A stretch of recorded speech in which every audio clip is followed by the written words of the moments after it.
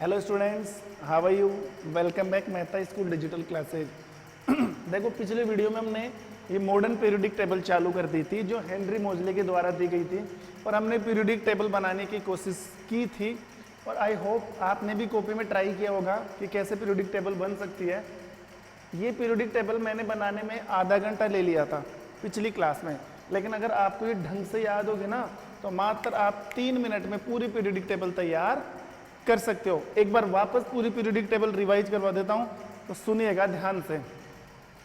देखो, ये S block के 2 वर्ग है, पहला और दूसरा। डी ब्लॉक के 10 वर्ग है, 3 से लेकर 12। पी ब्लॉक के 6 वर्ग है, 13 से लेकर 18। और ये जो 14 तत्व है यहां से निकाले थे 58 से लेकर 71 और 90 से लेकर 103, तो 14 वर्ग। वो जो दोनों जो एक्टिनोड लेंथनोड के तत्व है ना, उनको हम एफ ब्लॉक में शामिल करते हैं। अब ये ब्लॉक क्या है वो भी आज की क्लास में समझ में आ जाएगा। तो देखो, एस ब्लॉक को आप ऐसे याद करोगे, ऐसे ऊपर से नीचे। पी ब्लॉक को भी कैसे याद करोगे, ऊपर से नीचे। और डी ब्लॉक को कैसे याद करोगे, ऐसे बाएं से दाएं। तो मात्र 3 मिनट का काम है। देखो, हलीना केरप्सिस पर, बी मग केसर 12, शक्ति विकर्मन फैकोनी क्यूजन, यारी जरा निभा मौत तक, रुकावट रहा पड़े आग में कूद जा, ला हफ्ता वरना रे उधर इधर पिटाई और होगी, अच्छा रदरफोर्ड, डूबोगे संग बोर, हंस मत डॉक्टर रघु चंदन। इनको कैसे याद करोगे, बिना इलायची गरम इंडिया टी, काशी गए शंकर प्रभु, नाना पटेकर ऐश्वर्या, सब बीमार, ओ स्टाइल से टीपो, फिर कल बाहर आई आंटी, हीना नीना और कटरीना 0 रन पर। हीना नीना और कटरीना 0 रन पर। तो ये लो, 3 मिनट ही नहीं लगी। लेकिन सबसे बड़ी बात है, आपको इनके ओरिजिनल नाम भी याद होना चाहिए। ये आर्सेनिक है, ये ऐश्वर्या नहीं है, ये सब नहीं है, ये एंटीमनी है, ये बिस्मत है, बीमार नहीं है, ये नाना नहीं है, ये नाइट्रोजन है, ये पटेकर नहीं है, ये फॉस्फोरस है। तो आपको इनके ओरिजिनल, ये तो एक ट्रिक थी जिससे आप इनको एडजस्ट कर सकते हो फटाफट। अब जैसे आपको पता होना चाहिए, जैसे आपसे पूछ लिया जाए कि क्लोरीन कौन से आवर्त का सदस्य है। क्लोरीन, फिर आप सोचोगे आवर्त तो बाएं से दाएं चलता है, तो क्लोरीन देख लो कौन से आवर्त का सदस्य है, तीसरे आवर्त का। क्लोरीन कौन से आवर्त का सदस्य है, तीसरे आवर्त का। और कौन से वर्ग का सदस्य है, 17वें वर्ग का। ठीक है, जैसे मैं क्वेश्चन पूछूं, बताओ नाइट्रोजन का वर्ग कौन सा है, फिर आप बोलोगे 15वां वर्ग। नाइट्रोजन का आवर्त कौन सा है, दूसरा आवर्त। ऐसे बता सकते हो ना। अब सुनो ध्यान से, ये जो मैंने ब्लॉक बना रखे ना, एस ब्लॉक, डी ब्लॉक और ये पी ब्लॉक, लेकिन ये बाद में, पहले हम क्या करते हैं, ये जो 14 तत्व है ना वो बना लेते हैं। तो देखो 14 तत्व कहां से निकल रहे हैं, लेंथेनियम से, लेंथेनियम से। तो इनको याद करने की ट्रिक क्या है वो भी सुन लो। इनको याद करने की ट्रिक है, सीने पर नदियां प्यार में समाई, यूं गदगद तब दिल हुआ और तुम्हारी यादें लौट आई। 14 तत्व होने चाहिए, 1 2 3 4 5 6 7 8 9 10 11 12 13 14। देखो, इनके नाम अलग है, बाकी इनको आप याद कैसे रखोगे, सीने पर नदियां प्यार में समाई, सीने पर नदियां प्यार में समाई, यूं गदगद तब दिल हुआ, यूं गदगद तब दिल हुआ और तुम्हारी यादें लौट आई। ऐसे ट्रिक है याद करने की, बाकी इनके नाम अलग अलग है। देखो, ये कितने नंबर पर है, ये 57 पर खत्म हो रहा है ना, ये 58 पर आता है। 59 60 61 62 63 64 65 66 67 68 69 70 और ये लोरेंसम कितने पे आता है, 70 पर। ये लो, अब इसके बाद एक और जो हमने एक्टिनियम से निकाले थे 90 से लेकर, उनकी ट्रिक क्या है, थोड़े पापड़ यूं नापो, थोड़े पापड़ यूं नापो, पुराने आम कम बिके, पुराने आम कम बिके, कैफे में ऐसे फरमाओ मैडम नाश्ता लेकर आओ। देखो, थोड़े पापड़ यूं नापो, पुराने आम कम बिके। थोड़े पापड़ यूं नापो, पुराने आम कम बिके, कैफे में ऐसे फरमाओ मैडम नाश्ता लेकर आओ। ये लो, अब ये कितने नंबर पर है? ये 89 पर खत्म है ना, ये 90 पर, ठीक है। और ये कहां से स्टार्ट हो रहा है? 104 तक, तो ये कौन सा हो गया? 103। 103, ये 14 तत्व है। अब देख लो,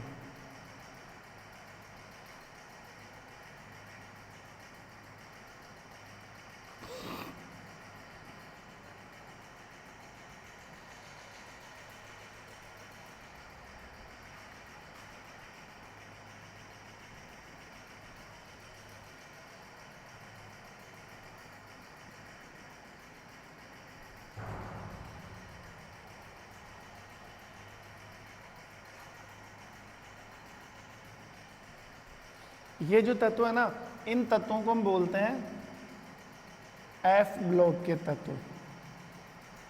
एफ ब्लॉक के तत्व। अब सुनो ध्यान से, एस ब्लॉक का मतलब है, एस ब्लॉक में कितने वर्ग आ रहे हैं? दो, पहला और दूसरा। और एस ब्लॉक का मतलब है वे तत्व जिनका अंतिम इलेक्ट्रॉन एस उपकोष में जाता है। हमने पढ़ा था ना एस उपकोष, एसपीडीएफ। तो जब इलेक्ट्रॉनिक विन्यास बढ़ते हैं 1s2 1s1 1s2, ठीक है, 2s2 2p6 ऐसे, तो जो इलेक्ट्रॉनिक विन्यास बढ़ते हैं 1s2 2s2 2p6 3s2 3p6 ऐसे, तो अगर लास्ट वाला इलेक्ट्रॉन किस में जा रहा है? अगर लास्ट वाला इलेक्ट्रॉन एस में जा रहा है तो वो कौन से तत्व हो गए? एस ब्लॉक के। अगर लास्ट वाला इलेक्ट्रॉन पी में जा रहा है तो वो पी ब्लॉक के। और अगर लास्ट वाला इलेक्ट्रॉन डी में जा रहा है तो डी ब्लॉक के। लास्ट वाला इलेक्ट्रॉन एफ में जा रहा है तो वो एफ ब्लॉक के। अरे उपकोष 4 होते हैं ना, एस पी डी एफ। अब आप कोई सा भी तत्व उठा के ले लो, जैसे मैंने मैग्नीशियम ले लिया, मैग्नीशियम 12 नंबर पर आता है। मैग्नीशियम कितने नंबर पर आता है? 12। इसका इलेक्ट्रॉनिक विन्यास क्या होता है? 1s2 2s2 2p6 और 3s2। तो लास्ट वाला इलेक्ट्रॉन किस में जा रहा है? एस में जा रहा है ना। लास्ट का इलेक्ट्रॉन किस में जा रहा है? लास्ट क्लास, तीसरी क्लास है, इलेक्ट्रॉन किस में जा रहा है? एस में। तो कौन एस उपकोष में जा रहा है, तो इसको कौन से ब्लॉक का तत्व मानोगे आप? एस ब्लॉक का तत्व। कौन से ब्लॉक का तत्व हो गया? एस ब्लॉक का तत्व। आप किसी का भी इलेक्ट्रॉनिक विन्यास लिख के देख लो, इन सब का अंतिम इलेक्ट्रॉन एस उपकोष में जा रहा है। ऐसे आप इधर से किसी का भी चेक कर लो, जैसे फास्फोरस का चेक करें, फास्फोरस कितने नंबर पे आता है? 15 पे। 1s2 2s2 2p6 3s2 3p3। तो लास्ट वाला किस में जा रहा है? पी में जा रहा है ना। लास्ट का इलेक्ट्रॉन किस में जा रहा है? पी में जा रहा है। तो कौन सा तत्व हो गया? पी ब्लॉक का। किसी का भी लिख के देख लो, इधर से आप किसी का भी ले लो, जैसे मान लो इधर से हमने ले लिया स्कैंडियम का, इसका ले लिया स्कैंडियम, 21 नंबर पर आता है। 1s2 2s2 2p6 3s2 3p6 4s2 20 हो गए और 3d1 3d1। तो लास्ट वाला इलेक्ट्रॉन किस में जा रहा है? डी में। तो ये कौन से ब्लॉक के तत्व हो गए? डी ब्लॉक के। ऐसे अगर इनका इलेक्ट्रॉनिक विन्यास लिखोगे ना तो लास्ट वाला इलेक्ट्रॉन किस में जाता है? एफ में। जैसे जैसे परमाणु क्रमांक बढ़ता है वैसे वैसे कक्षाओं की संख्या बढ़ती है और वैसे वैसे उपकोष की संख्या भी बढ़ती जाती है। अब ध्यान देना, ये जो C 58 से लेकर 71 वाले तत्व हैं, ये किसके बाद आ रहे हैं? लैंथेनम के बाद में। तो 58 से लेकर 70 तक जितने भी तत्व है ना, इनको हम बोलते हैं, लैंथम के बाद आ रहे ना, लैंथेनोइड्स। इन 14 तत्वों को क्या बोलोगे? लैंथेनोइड्स। लैंथेनोइड्स। अब ये तत्व किसके बाद आ रहे हैं? एक्टिनियम के बाद में। तो 90 से लेकर जो 104 तक के तत्व हैं, सॉरी 103 तक के तत्व हैं, इनको हम बोलते हैं एक्टिनोइड्स। इनको हम क्या बोलेंगे? एक्टिनोइड्स। ये तत्व तो क्या कहलाएंगे? लैंथेनोइड्स। ये तत्व क्या कहलाएंगे? एक्टिनोइड्स, क्योंकि ये एक्टिनियम के बाद में आ रहे हैं और ये लैंथेनियम के बाद में आ रहे हैं। तो ये 14 तत्व है। अब जो लैंथेनोइड्स तत्व है ना, इनका अंतिम इलेक्ट्रॉन 4f में जाता है। 4f उपकोष में, तो इस श्रेणी को 4f श्रेणी बोलते हैं और इस श्रेणी को 5f श्रेणी, इसको 4f श्रेणी, इसको 5f श्रेणी बोलते हैं, क्योंकि इसका अंतिम इलेक्ट्रॉन 4f में जाता है, इसका अंतिम इलेक्ट्रॉन किस में जाता है, 5f में जाता है। तो ये लो, ये पूरी पीरियोडिक टेबल है। ऐसे हेनरी मोजले ने पूरी पीरियोडिक टेबल जमाई थी। इस पीरियोडिक टेबल से बहुत सारे क्वेश्चन बनेंगे। अब सुनना, वापस से हेनरी मोजले पे आ रहा हूं। हेनरी मोजले ने क्या किया, तत्वों को बढ़ते हुए परमाणु क्रमांक के आधार पर जमाया, और बिल्कुल राइट है, क्योंकि दो तत्वों के परमाणु क्रमांक कभी भी सेम नहीं हो सकते। उनका जो आधुनिक आवर्त फलन था वो यही था कि तत्वों के भौतिक और रासायनिक गुणधर्म उनके बढ़ते हुए परमाणु क्रमांक के आवर्त फलन होते हैं, अर्थात तत्वों को बढ़ते हुए परमाणु क्रमांक के आधार पर जमाया जाए तो एक निश्चित अंतराल के बाद जो तत्वों की पुनरावृत्ति होगी और जो तत्व सेम वर्ग में आएंगे वो आपस में गुणों में क्या होंगे, समान होंगे। ऐसी डिटेल उन्होंने दी थी। अब सुनो, उन्होंने जो पहला आवर्त है ना, देखो पहले आवर्त में कितने तत्व आ रहे हैं, पहले आवर्त में 2 तत्व आ रहे हैं, एक तो हाइड्रोजन और एक हीलियम। पहले आवर्त में कितने तत्व आ रहे हैं, 2। दूसरे आवर्त में कितने तत्व आ रहे हैं, 6 उधर 2 इधर 8। कितने आ रहे हैं, 8। तीसरे आवर्त में भी कितने तत्व आ रहे हैं, 2 इधर 6 उधर, तीसरे में भी कितने तत्व आ रहे हैं, 8। चौथे आवर्त में कितने तत्व है, 1 से लेकर देख लो, 18 वर्ग है ना, तो कितने तत्व हो गए, 18। पांचवें में भी कितने आ रहे हैं, 18।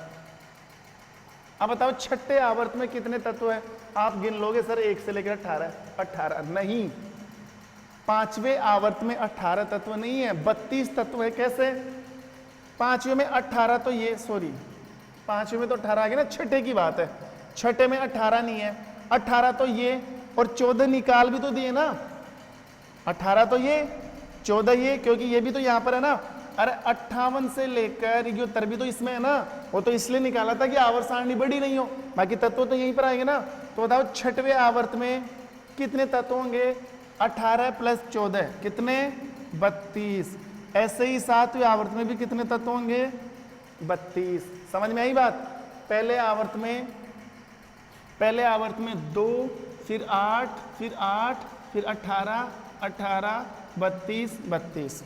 पहला आवर्त, दूसरा आवर्त, तीसरा आवर्त, चौथा आवर्त, पांचवा आवर्त, छठा आवर्त और सातवां आवर्त। अब पहले आवर्त में 2 है ना, इसलिए पहले आवर्त को बोला जाता है, पहले आवर्त को क्या बोला जाता है, अति लघु आवर्त। लघु का मतलब छोटा, सबसे छोटा आवर्त। पहले आवर्त का क्या नाम है,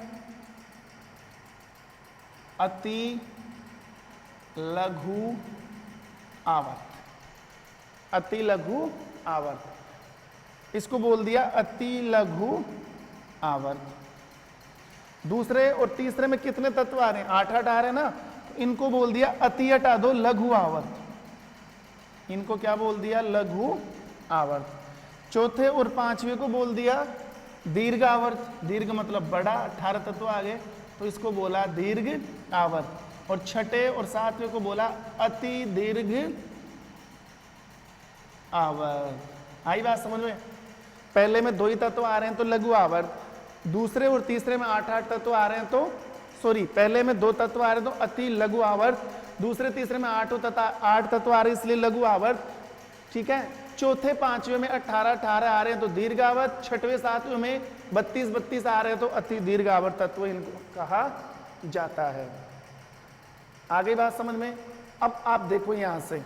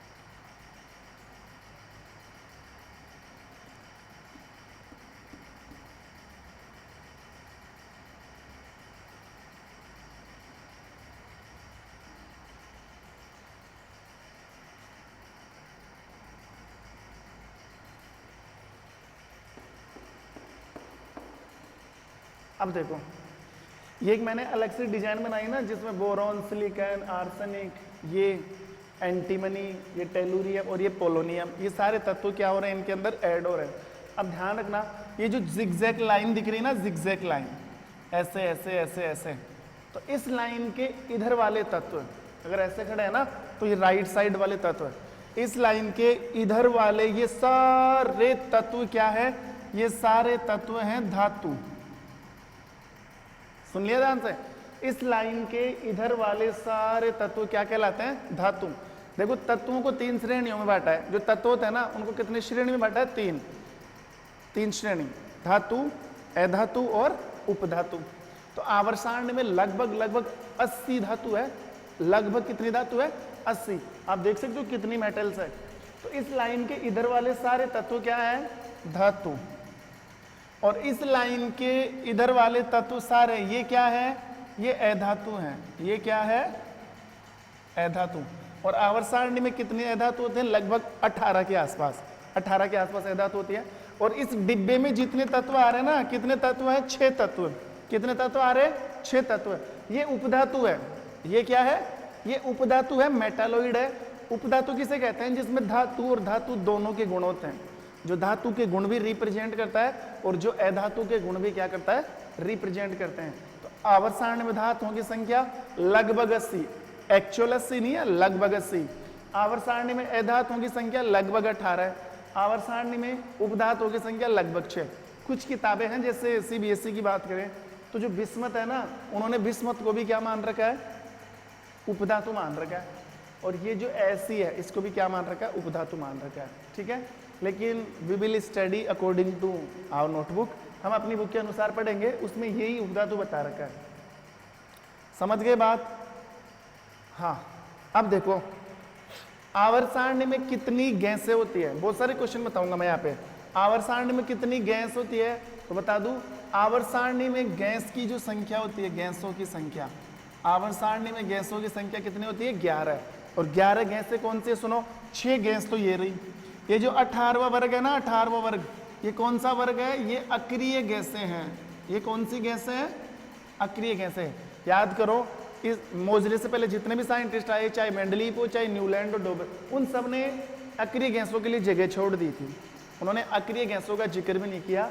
ये है ना helium, neon, argon, krypton, xenon और रेडॉन, ये अक्रिय है, ये वायुमंडल में सिर्फ पड़ी रहती है, किसी से क्रिया नहीं करती है। तो क्वेश्चन आ जाए कि अक्रिय गैसों का वर्ग कौन सा होता है, 18वां वर्ग। कौन सा वर्ग होता है, तो ये सारी की सारी गैस है। और ये जो 17वां वर्ग है ना, 17वां वर्ग, इनको हेलोजन तत्व कहते हैं। इनको क्या बोलते हैं, हेलोजन तत्व है। ये फिर कहलाई बात, ये सारे हेलोजन तत्व है। तो आवर्त सारणी में गैसें कितनी है, 11 है। देखो 6 तो ये 1 2 3 4 5 6 ये अक्रिय गैसें हैं, 6 तो ये, 1 क्लोरीन कितनी हुई, 7, 1 ऑक्सीजन, 1 नाइट्रोजन कितनी हुई, 6 7 8 9, 1 हाइड्रोजन 10 और 1 फ्लोरीन। तो आवर्त सारणी में कितनी गैस है, 10 और 1 11। ध्यान रखना, आवर्त सारणी में गैसें कितनी होती है, 11। हाँ, पी ब्लॉक के तत्वों को मुख्य तत्व भी कहा जाता है। पी ब्लॉक के तत्वों को क्या बोला जाता है, मुख्य या निरूपक तत्व है। मुख्य या निरूपक तत्व है, वो इसलिए कहा जाता है क्योंकि ये सबसे मेन एलिमेंट है, ये सबसे ज्यादा काम में आते हैं। ऑक्सीजन कितनी मेन है, नाइट्रोजन कितनी मेन है, कार्बन के बिना तो दुनिया अनकम्प्लीट, इनकम्प्लीट है। तो ये मुख्य तत्व निरूपक, निरूपक का मतलब है अपने आप को रिप्रेजेंट करने वाले बार बार तत्व होते हैं। डी ब्लॉक के तत्वों को क्या कहा जाता है, डी ब्लॉक के तत्वों को संक्रमण तत्व कहा जाता है। डी ब्लॉक के तत्वों को संक्रमण तत्व कहा जाता है, ठीक है। और ये जो एस ब्लॉक के तत्व है ना, इनको क्षारीय और क्षारीय मृदा तत्व है। ये क्षारीय एवं क्षारीय मृदा धातु कहलाती है। डी जो एस ब्लॉक के तत्व उनको क्या बोलते हैं, क्षारीय और क्षारीय मृदा धातु है, क्योंकि ये क्षारीय मृदा में पाए जाते हैं, ये क्षारीय मृदा में पाए जाते हैं। इनको संक्रमण तत्व इसलिए बोलते हैं कि ये एक दूसरे तत्वों को हटा सकते हैं, एक दूसरे के तत्वों को संक्रमित कर सकते हैं, उनको रिप्लेस कर सकते हैं।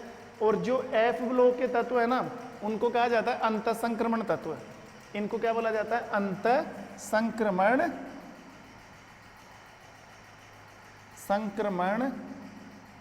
तत्व। वापस देखो, एस ब्लॉक के तत्वों को क्या बोलोगे? क्षारीय और क्षारीय मृदा धातु हैं, ठीक है। पी ब्लॉक के तत्वों को निरूपक और मुख्य तत्व है। एस ब्लॉक के तत्वों को संक्रमण तत्व है। एफ ब्लॉक के डी ब्लॉक के तत्वों को संक्रमण तत्व है और एफ ब्लॉक के तत्वों को अंतःसंक्रमण तत्व है। अब आप यहां पर देखो, ये जो यू है ना, यू, ये यूरेनियम है। ये क्या है? यूरेनियम। और कितने नंबर पर आता है? 92 नंबर पर। 90, 91 और 92। ये यूरेनियम बॉम्ब वगैरह बनाने के काम आता है, जो एटम बॉम्ब बनते हैं ना, उनमें काम आता है। तो यूरेनियम के बाद जितने भी तत्व आते हैं, ये NP, PU, AM, CM, uranium के बाद जितने भी तत्व आते हैं, इन तत्वों को बोला जाता है परा यूरेनियम तत्व। ऐसे क्वेश्चन आ जाए ना, परा यूरेनियम तत्व किसे कहते हैं, तो आप लिख देना, यूरेनियम के बाद आने वाले तत्वों को परा यूरेनियम तत्व कहते हैं। तो इनको क्या बोलेंगे हम? परा यूरेनियम तत्व। परा यूरेनियम तत्व, ठीक है। तो कितनी जानकारी आपको आवर्त सारणी से मिल रही है। अब देखो, जहां जहां पर मैं राउंड लगाऊंगा ना, वो सब इंपॉर्टेंट है। देखो,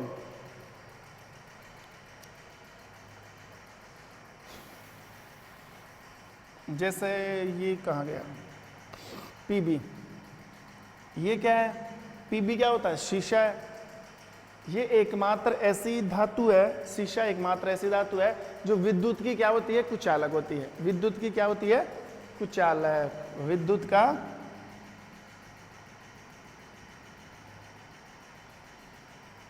कुचालक। अब ऐसे बात करें, ये Ag, चांदी, विद्युत की सबसे ज्यादा चालक। अगर सबसे ज्यादा जिस धातु में करंट जा सकता है ना, वो चांदी होती है। और विद्युत की सबसे एक्सीलेंट मेटल कौन सी होती है? कॉपर होती है। सबसे एक्सीलेंट मेटल कॉपर। सबसे भारी धातु ओस्मियम। सबसे भारी, सबसे ज्यादा अगर वेट होता है ना, तो वो किस में होता है? ओस्मियम। ऐसे मान लो, अगर 3 फीट के ओस्मियम के वर्ग की बात करें, 3 फीट चौड़ाई, 3 फीट लंबाई, ऐसा एक वर्ग बनाए ना, ऐसे एक ओस्मियम की धातु निकाले ना, तो उसमें एक हाथी जितना वजन होता है। एक हाथी जितना वजन। इतनी ज्यादा भारी मेटल है। सबसे हल्की धातु, सबसे हल्की धातु कौन सी है? देखो, लिथियम। सबसे हल्की धातु, कई एल्यूमिनियम बताते हैं, वो भी सही है। हल्की इसलिए है क्योंकि लिथियम देखो ऊपर ही है। जैसे जैसे ऊपर से नीचे आते जाओगे ना, परमाणु भार बढ़ता जा रहा है। लेकिन लिथियम क्या है? हल्की धातु है, सबसे हल्की। सबसे हल्की। सबसे भारी कौन सी है? ओस्मियम। जिसमें करंट नहीं आता, कौन सी धातु है? पीबी। सबसे ज्यादा करंट चांदी। जो सबसे अच्छी है? Cu। ओके। और ये Hg, एकमात्र ऐसी धातु जो कौन सी अवस्था में होती है? द्रव अवस्था में। ब्रोमीन, एकमात्र ऐसी अधातु जो कौन सी अवस्था में है? द्रव अवस्था में। बाकी सब गैस अवस्था में पाई जाती है। कार्बन, एकमात्र ऐसी अधातु जो कौन सी अवस्था में पाई जाती है? ठोस अवस्था में। कौन सी अवस्था में पाई जाती है? ठोस अवस्था में। तो देखो कितने क्वेश्चन बन रहे हैं, कितने क्वेश्चन आपको इसमें मिल सकता है। ये लो, ये थी पीरियोडिक टेबल या आवर्त सारणी। और किसकी? हेनरी मोजले की आवर्त सारणी। याद रखना, अक्रिय गैसों वाला ग्रुप होता है 18वां, हेलोजन वाला होता है 17वां। आवर्त सारणी में गैसों की संख्या 18, आवर्त सारणी में धातुओं की संख्या 80, आवर्त सारणी में अधातुओं की संख्या 18 के आसपास। और उपधातु कौन सी है? 6। Boron, silicon, arsenic, antimony, tellurium और पोलोनियम। अंतःसंक्रमण तत्व है F ब्लॉक वाले, संक्रमण तत्व है D ब्लॉक वाले, मुख्य तत्व है P ब्लॉक वाले, और सारी और क्षारीय मृदा धातु है S ब्लॉक वाले। 4F श्रेणी लैंथेनोइड्स, 5F श्रेणी एक्टिनोइड्स। ये सब चीजें आपको फटाफट याद होनी चाहिए। बाकी ये मैंने बता ही दिया। और भी इस आवर्त सारणी में क्वेश्चन बन सकते हैं।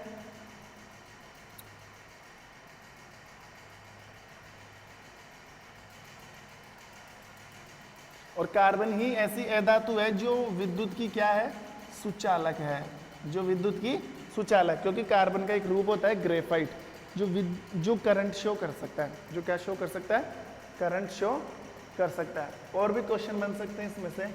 हाँ, ये देखो W, ये कौन, इसका नाम क्या है, टंगस्टन, इसका नाम क्या है, टंगस्टन। अब ये धातु कहाँ पर काम आती है, जो बल्ब होता है ना, बल्ब के अंदर आपने देखा होगा जो वायर लगा होता है, जो फिलामेंट होता है, वो किसका बना होता है, ओस्मियम का।